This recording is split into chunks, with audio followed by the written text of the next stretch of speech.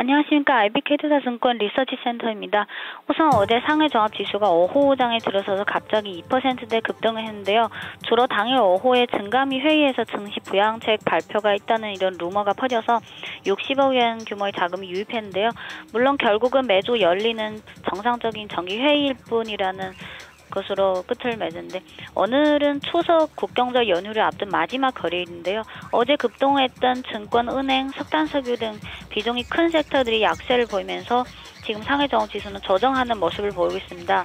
오늘 첫 번째 이슈는 차스닥 물량 부담 관련인데요. 어제 차스닥의 4분기 비유통주 해지 물량이 상당히 크다고 전해드렸는데, 이런 상황에 비춰서 차스닥이 32개 상장사의 대주주들이 지분 매각 제한 연장 의사를 발표했습니다. 원래는 10월 말 기준으로 100억 넘는 규모의 비유통주 해지 물량 부담이 있었는데, 이와 같이 상장사 대주주들이 지분 매각 제한 연장 의사를 표명함으로써 적어도 10월 정도는 물량 부담이 다소 완화될 것으로 기대됩니다.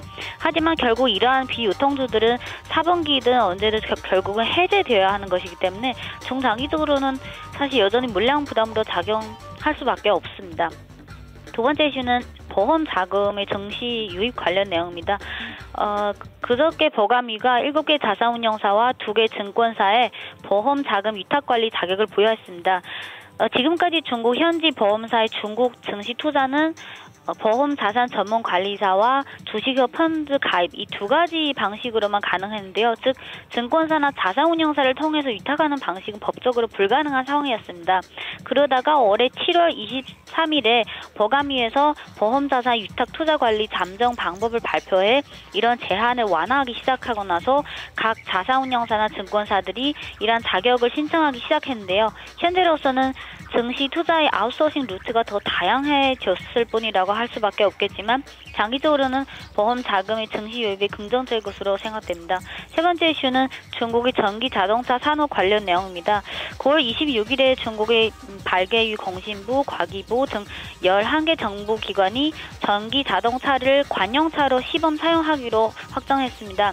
시범 대상 차량으로는 중국의 로컬 자동차 업체인 BYD와 JAC가 공급하는 전기 자동차 총 23대로 시범 기간은 약 1년입니다. 중국 정부기관에서 전기 자동차를 관용차로 시범 사용하는 배경에 대해서 설명드리자면, 2009년에 중국 정부에서 이미 자동차 산업의 조정과 진흥 규획에서 처음으로 전기 자동차 관련 내용을 명시했습니다. 그 후에 전기 자동차 산업을 국가 7대 신흥 전략 산업 중에 하나로 지정했고요.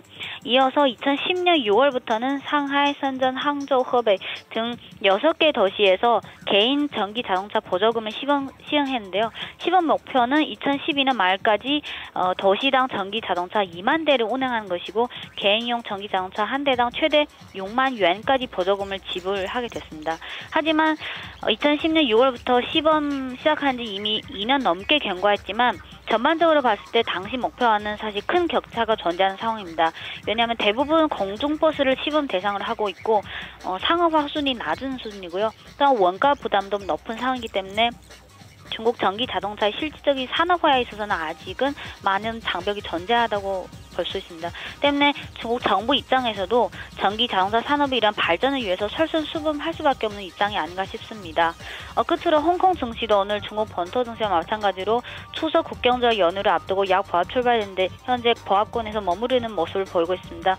역시 어제 급등했던 증권, 보험이나 석탄, 석유 등 이런 큰 섹터들 위주로 약세를 보이고 있습니다. 이상입니다.